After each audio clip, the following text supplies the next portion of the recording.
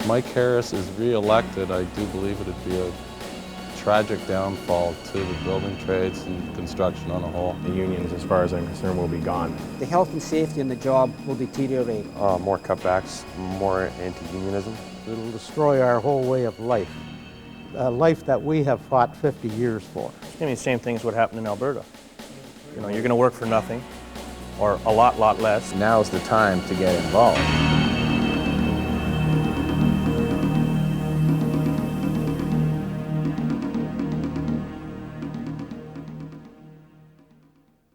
The 1999 election. It will be a pivotal event for construction families in Ontario.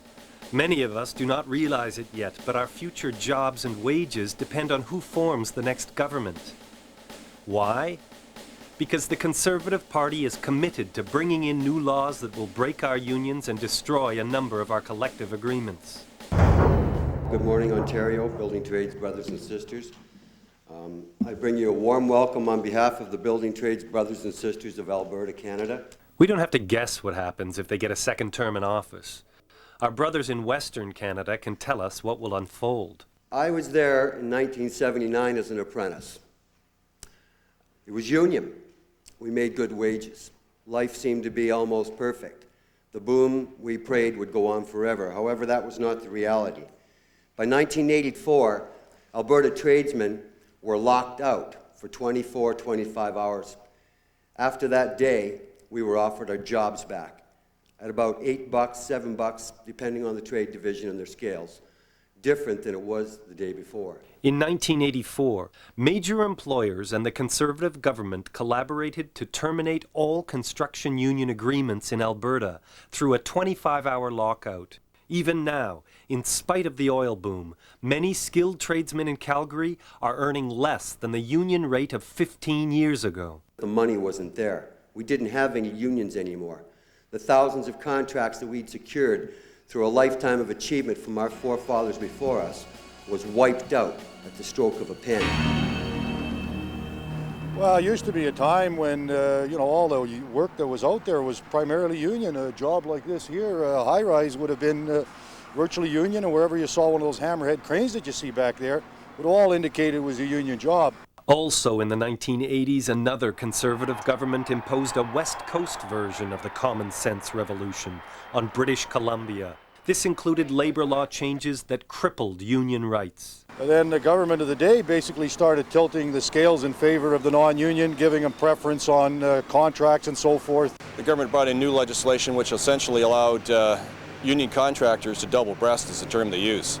They could, after a couple of years of appearing not to be in the economy, come back under another name and carry on open shop. They got a toehold, and once they got established, once they developed a skilled workforce, then they became a force to be reckoned with. The more jobs they did, the more expertise they got, the bigger the jobs they could take on.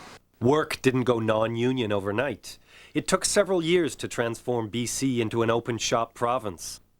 The unions fought hard, but the Conservative government of Bill Bennett prevailed, and today even major industrial projects are being built non-union. Nowadays, this is one of the few union jobs out here, and it's only because it's union pension fund money that's building it. But if this was just an ordinary residential high-rise being built for the private sector, you can damn well bet that the carpenters, everybody on here would be non-union.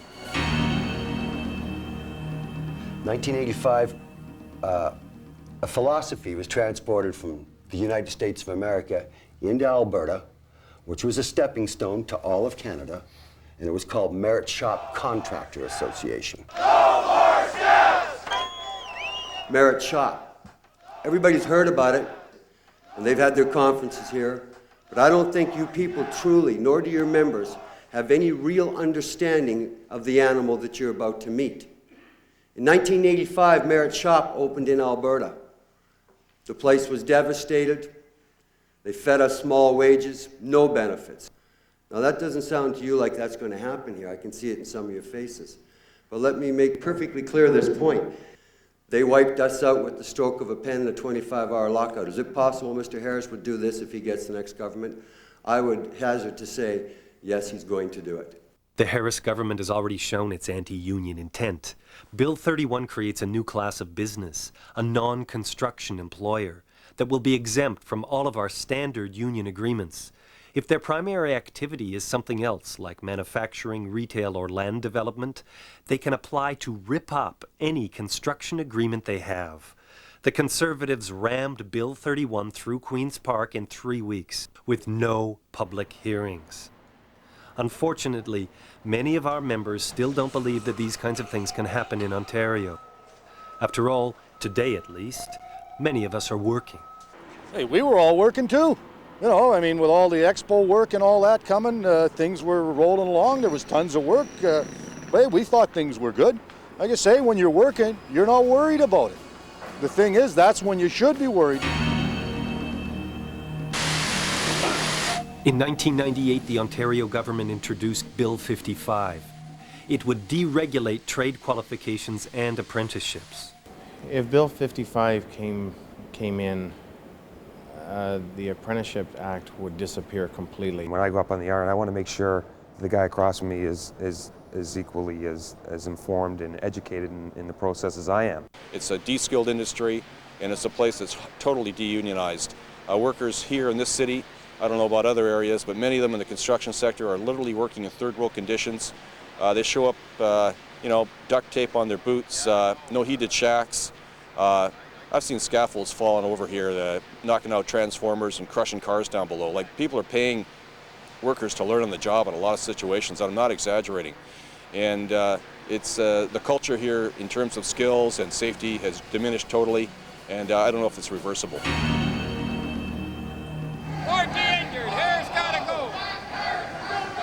I got paperwork by a suitcase full regarding specialist reports and what have you, and yet I yet to find one individual from the Workmen's Compensation or my member of Parliament to even listen to me. Otto Varga is one of thousands of injured workers whose claims have been stalled for months and even years due to cutbacks at the Compensation Board by the Harris government.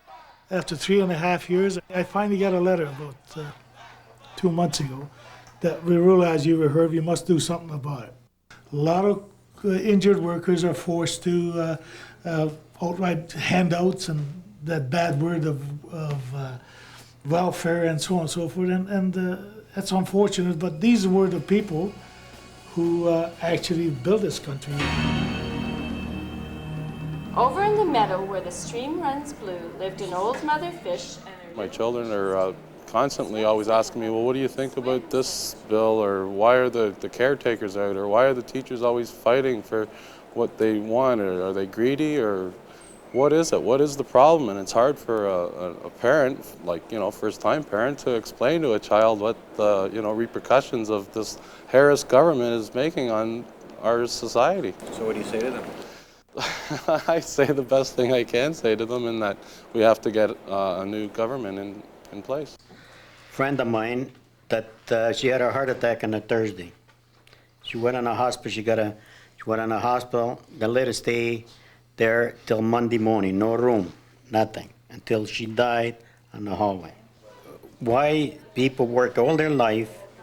They do everything they have to do to make a living, to contribute to society, and then all of a sudden, you got to die in the hallway. They said that they had no rooms available.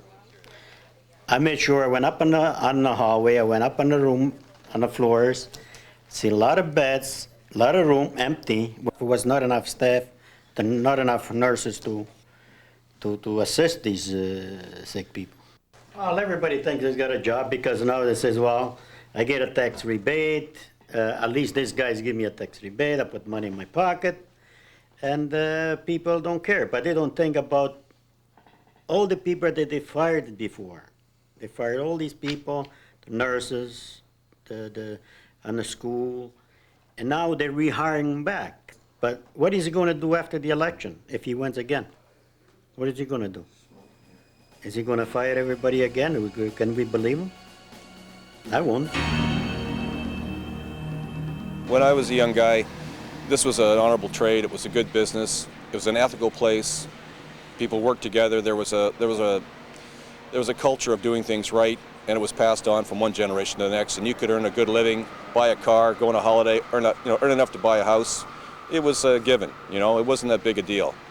Today, that's totally changed. In retrospect, looking back, I wish we could have changed the Bennett government back then, but that's the way it went, and it sure destroyed the tower crane industry in British Columbia anyway, because 90% of it's non-union now, and that's the way it's going to go, and it's tough to get it back once it's gone. Ontario is getting this same thing coming at them right now.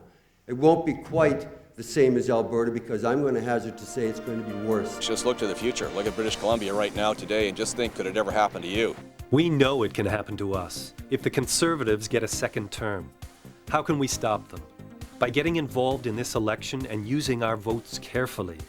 People from all walks of life, nurses, teachers, firefighters, and others, are supporting the candidate in each riding who has the best chance of defeating the Harris Conservatives. In some places, that will be the Liberal. In others, the NDP. Ask your union or phone this number to find out who it is in your riding. Then talk to your neighbors, family, and friends about this election. Put up a sign, get involved in defending your future.